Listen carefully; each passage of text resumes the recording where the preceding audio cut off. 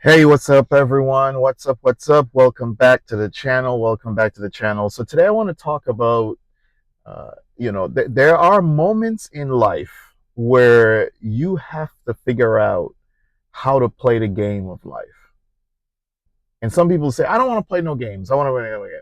But the truth is, whether you like it or not, sometimes in life you've got to learn how to play the games of life. How some things unfold. Or let's just say you've got to learn to be strategic, right? You really got to learn how to and when to be strategic. So that's what I want to talk about today. What are the moments in life when you got to figure out, you got to play that game or you got to be strategic, right? You can call it a game, you can call it strategy, whatever you want to call it, right? But there are moments in life where I realize you have to learn to play the game. You got to be strategic. You got to figure out what you need to do to play that game. So let's get a couple examples going here. And first, yes, please subscribe, please like, please share, all that sort of stuff. We're on our road to 5,000. I can't believe it. I was so inconsistent, starting to be more consistent, and I'm hoping to be more consistent. But now the journey to 5,000, I'm just like about 1,000 away. I'm like, wow. So please, please, please join the channel, all that good stuff. Subscribe, share, leave your comments. But let's talk about strategy in life. One instance would be in the workplace. In the workplace. In any workplace that I have ever been in, you have to figure out the dynamics of every workplace. You got to figure out the politics of every workplace. You got to figure out your strategy in every workplace. And having a certain sense of emotional intelligence and knowing how to control your emotions, I've realized it's key. Now, I haven't always been perfect. I'm going to tell you, I'm going to straight up let you know, I have not always been perfect at this, but I have gotten better as you figure out how you have to dance and weave your way sometimes in the nuances of the workplace. I've been in corporate America, spent years in corporate America, spent years in corporate period, and worked in different organizations, nonprofit, whatever the case is. So I've seen a lot of different dynamics in terms of how you structure and play things out in the workplace. And sometimes, man, you just got to play the game. Sometimes you just have to play the game. You don't like the cards that you're dealt, but when you look at them, you got to figure out, how do I, while um, controlling my emotions, then use what is given to me as strategy. Because look, I'm not saying you go into every workplace thinking you got to be strategy. You got to have a strategy, or it's strategic in some way and you got to play a game. But the truth is, you cannot always control who you work with. That is the truth. You never know if you're going to end up in a workplace with good people, right? Or if you're going to end up in a workplace with people who are difficult to work with. I've been fortunate enough to be in workplaces where I have had both, where I've had people who are difficult to work with and where I've had people who are good to work with. And you never know which one of those workplaces you're going to end up in. So what I'm focused on now is, if you find yourself in a workplace where you have difficult people to work with, right? You've got to kind of figure out, how do you navigate these nuances while you're continuing to grow and build in your career and get your job, and you get your job done and handle your responsibilities. And these are things that I think a lot of people need to be aware of and need to learn how you do that. And one thing is, you got to learn to control your emotions. You got to learn to control your emotions. The other thing is, you have to try your best to not take everything personal. If you take everything like you're being targeted, or everything personal, you're gonna be in trouble. You're gonna run out of there. Even though if you believe that you are perhaps being targeted personally for whatever grievance is, whatever the situation is, you've got to figure out, how do I handle this situation to where I don't take everything personal. Because if you take everything personal, I'm telling you, man, so you work in some places, you take everything, you're going to run out of there. You cannot take everything personal. And so, even though if you know it is, right, you got to figure out again. So, what do you focus on, right? So, that's the first thing. Do not take it personal, even if you think it is. So, what do you focus on? You got to always try to remember you are at a place to do a job.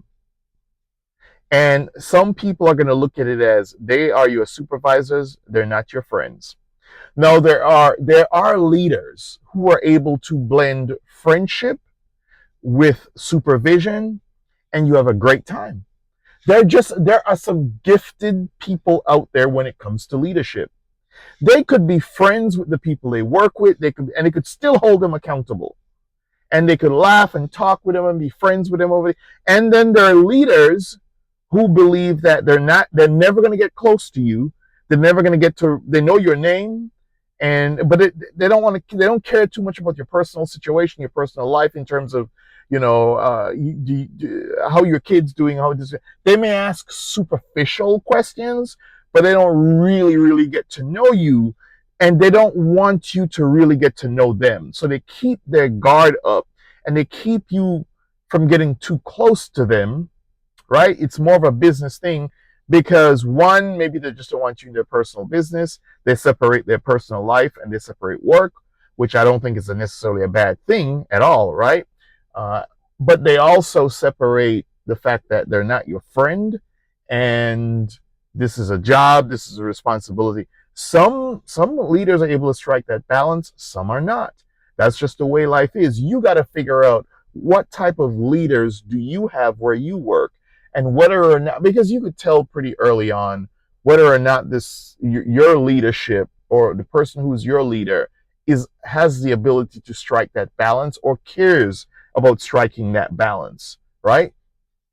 And then from there, you also could figure out how you're going to navigate that sort of relationship wherever you work. Those are things that you've got to really take into consideration with wherever you work, right?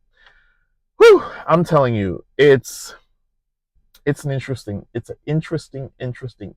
dynamic. And then you got to listen